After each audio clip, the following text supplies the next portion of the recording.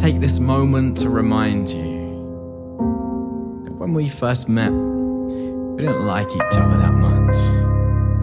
That is to say, I was just learning that it was okay to be okay with myself, and that didn't really leave much room.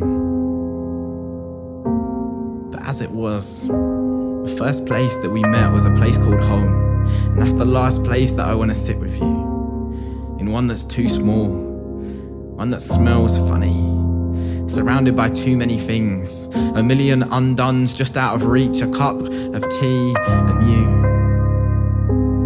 closer than my beginnings. May I remind you, there was a time we wasted ourselves on children's stories, sent our hearts in origami frogs and magic beans, hoping some part of ourselves would travel the distance between us. Then there was a time we were badly rolled hearts, broken cigarettes, and stories of how we would change the world if only we could get our hands on it. And we did, for a minute. There was a time we sat 7 time zones away, with the sun and the moon reflecting what we wished for, collecting light in stones and passing them back and forth on the ocean. And then there was a time today when our daughter picked her first dandelion, blew some dreams across a make-believe and wished to make it to a reality not far from here. And they will, because you taught her anything can happen with enough love.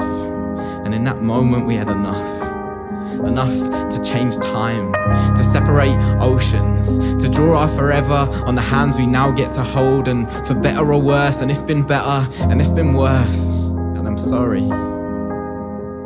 Everything speaks for itself, and it's not always friendly. But today's reason is taken from our story, far enough from the beginning to realize that we made it somewhere, far enough from the end to see that there's still a long way to go.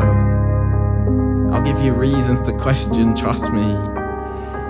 Some days I'll forget things, important things. I'll miss stuff, I won't put in enough effort, I'll seem like I'm not really there. But for all of those times, remember this one, and that I am really trying. It just looks a whole lot different. I don't communicate well in the moment, and let this serve as one of many apologies for the times that I want to tell you everything. I can't make it past myself. Some nights I'll stay up late, get stuck in a filing cabinet between a lot of things that aren't important and a box of old photos of when impossibility was our hideaway, and a box of pieces of yourself you floated in bottles to me. And that I knew one day the next bottle would hold the final piece.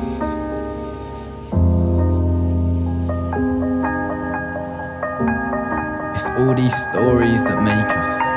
They're all yours, each one built on a word left out to dry, picked up, remolded. It's our adventure, our foam mattress in the mountains, our Camino, our pilgrimage, our rocky road, our holy place, our 2-winged wide open space, our days in because we haven't got the energy anymore. Make no mistakes, there was no mistake in getting here.